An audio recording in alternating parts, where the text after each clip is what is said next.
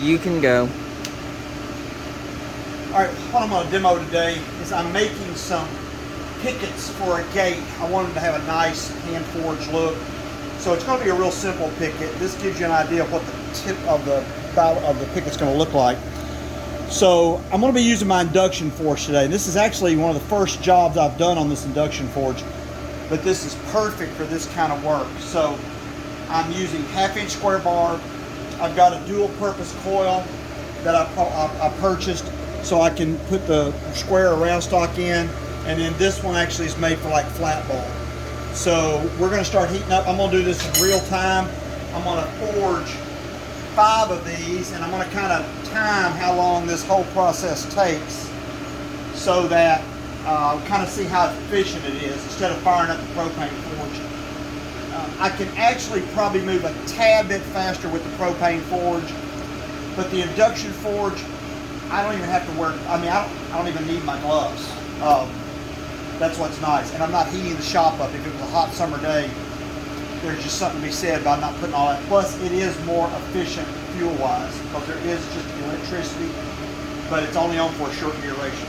So I've rigged up a couple of blocks here. This is just the way I've got this set up temporarily right now on my workbench. I may put it on a cart later. I don't know. I kind of like this. And I'm just going to, this way I can slide in and out, not touch the coil. So what I'm going to do first is forge the pyramid shape on top, or excuse me, it's not pyramid, yeah, pyramid shape up on top of each bar, of the bar. And we'll just, this takes about 25 seconds. And the good thing about this is I know I can get a constant heat because it's got a timer on it. And when I go ahead and push this down, it starts timing up here. And I just know it's going to take, because I've already done 6 of these. But these will take about 25 seconds, and it gets to a nice heat, just right for forging. And the nice thing about it, I can just kind of look at that. I don't have to watch my heat too much. When I come out of it, then I come over here, and I just hand forge each one of these pyramids on top.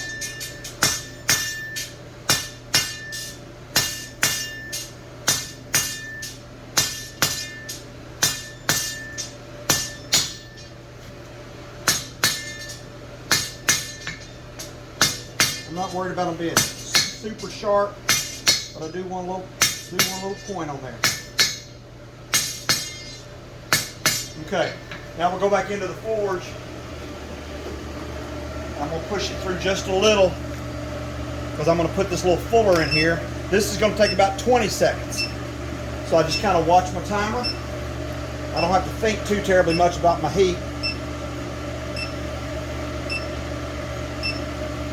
I'm going to put a little fuller right behind that pyramid.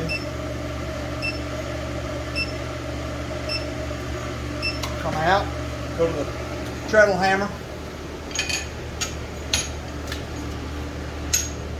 Got a little measuring gun I'm using.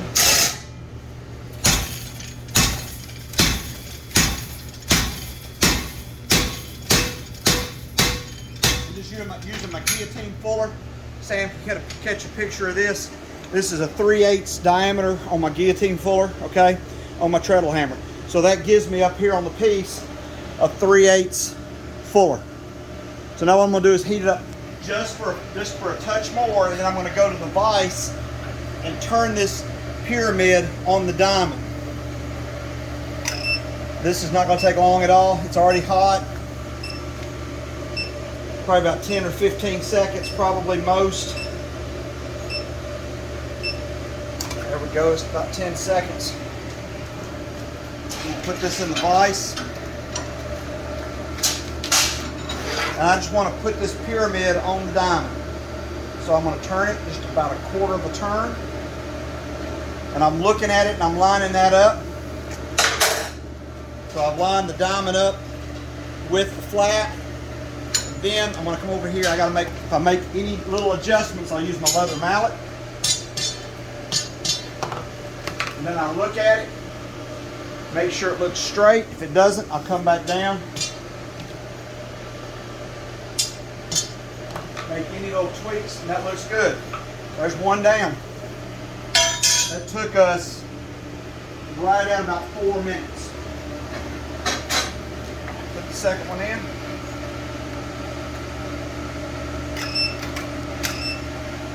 Again, I really don't even have to pay attention too much to the heat.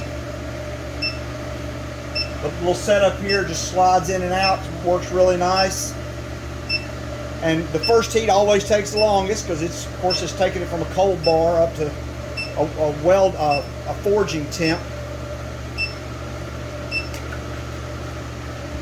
The good thing about this is when you're bidding a job out, you can kind of build a prototype. You can build a prototype and know exactly how much time you're going to spend forging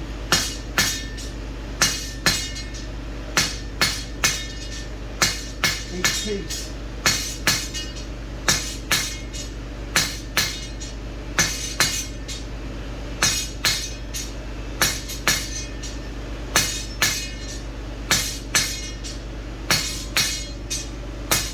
I'm trying my best not to go back on the bar. I want to keep this a pretty short little pyramid. Okay? Back in the heat. And the great thing about this is it's not like propane. When you got that propane going, you're burning fuel no matter what you're doing. This, I'm only using energy. I'm only using energy when I step on the pedal.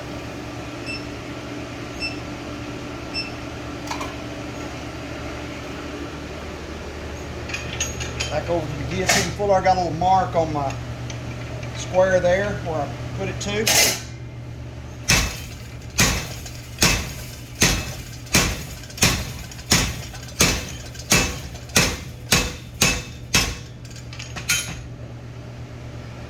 So real quick, straighten that just a little bit. It got kind of bent there. Let's go back over here. Turn it on the diamond. So it's, like I said, this doesn't take, just to get it hot enough where I can twist it, no more than 10 seconds.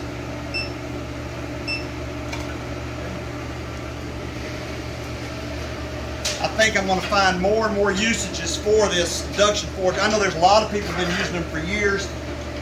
As always, I'm kind of late to the game on a lot of things. So, but I've operated my business for 25 years with zero debt. And in operating with zero debt, one thing, it allows me to sleep at night. But when my wife and I started this business, I've got to make a little adjustment here. I feel that little point is just a little out of whack, so I'll make some minor adjustments. I want to look at it. That's good. Number two, I tell people a lot of times people want to just go, especially for a business like this. I know some businesses it probably has to be different. For something like this, I started my business with a coal forge. I worked in coal for 10 years. I had a little Lincoln Tombstone AC/DC welder and an anvil and a little small tiny jet bandsaw. And that is all I had to start my business. About 3 years later, I did buy a MIG welder. But everything we did without borrowing money. And if you're just getting started in business, it's amazing what you can do with just a little bit of equipment if you're willing to work.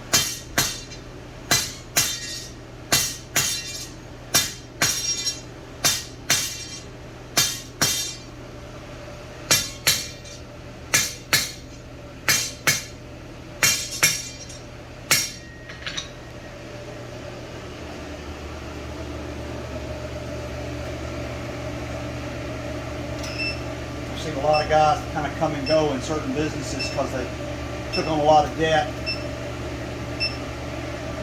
and they ended up having to kind of cut their prices so cheap they weren't making any money and basically working themselves to death. And that's just a difficult thing to do in a small business and sustain it.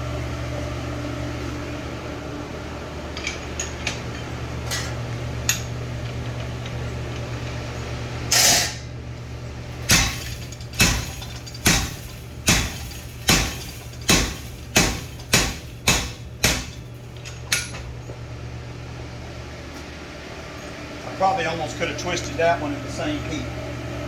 But because it just takes 10 seconds to heat it up to full temp, I get a real consistency out of this thing.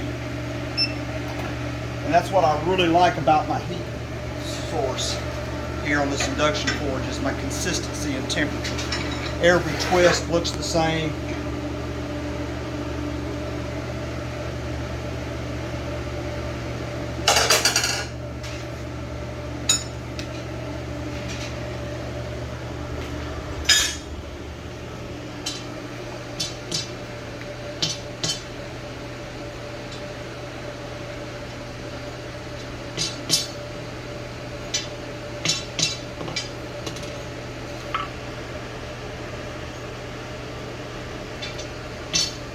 Sometimes you got to play with them. I just do all of this by eye, because that's how people are going to see it. We've got 2 more. And the reason I'm doing this in real time, I just want you to see, you know, a lot of times the time it takes to buy well-known finials. And I like this style because it looks, it's an old look. And I know I've used cast iron finials before. I don't have anything against them other than they have a tendency to break. So if I could just forge it and it not take that much more effort,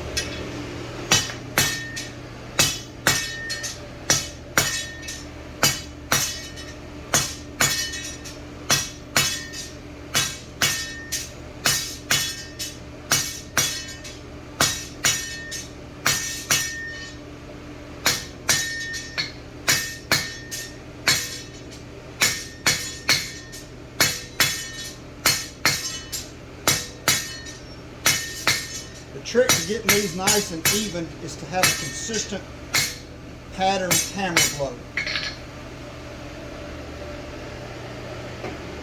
And don't rush it. It's all about hammer control. And if there's little variations, you know, it's a handmade piece. That's, you know, my clients don't mind that. You can buy a die. I could probably make a die for this to do this whole job on the power hammer, and there's nothing wrong with that. I just don't have one, so I'm just doing it this way. I've got various dies for my power hammer behind me here, but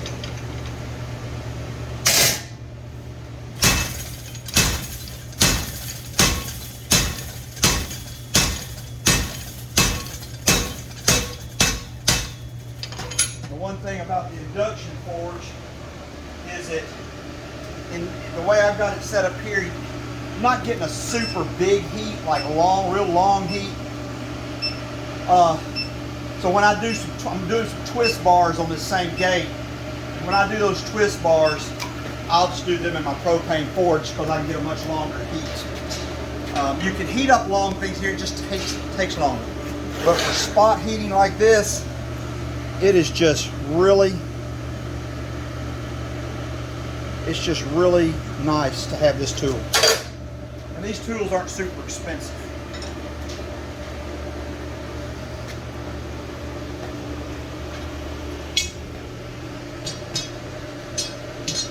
The induction forge is not for everything, but it's for a lot of things.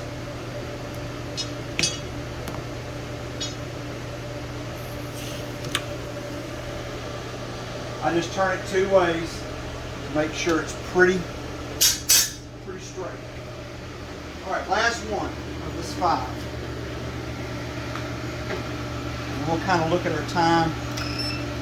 If you really wanted to, you could calculate energy cost and everything, because you can put a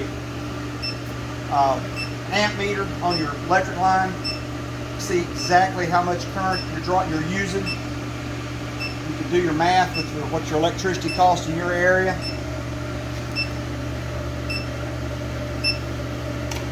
And you could actually figure out how much it's costing if you want to get that picky about it.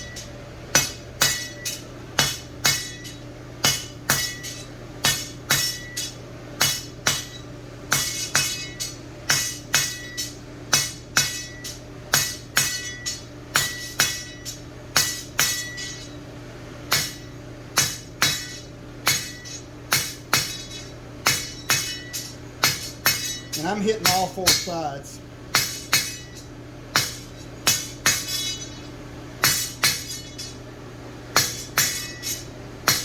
You see I'm right on the edge of that anvil. My anvil here is real sharp, and it's rolled over down here where I've ground it off for soft stuff. So a lot of times when I'm doing a pyramid shape, drawing something to a point like that, I want to use the edge of the anvil.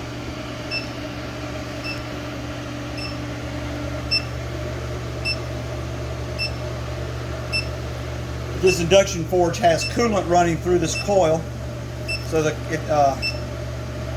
that's what keeps the coils from burning up.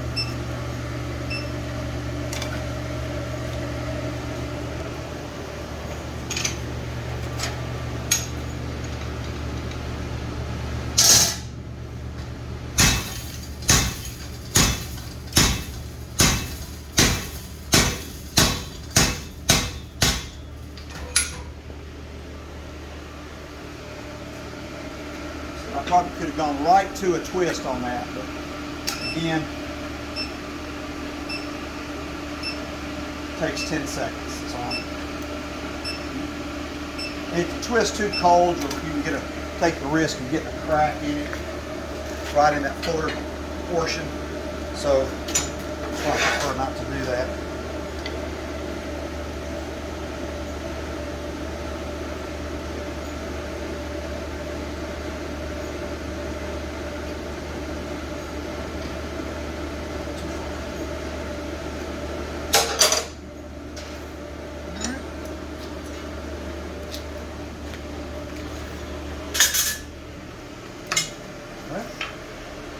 I may have that one.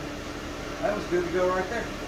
So normally what I do with these after I get done with them, and I'll just show one of these, I'll turn on my wire wheel and I'll just go in. And now my gate will totally be sandblasted. They'll sandblast the whole gate, but I like just clean them off a little bit, get that extra scale off. That step really is not necessary since it's going to be sandblasted. Now we'll go back to the back of the shop and I'll show you what the ones I've already put on look like. I'm going to carry these. I'm going to carry these back here.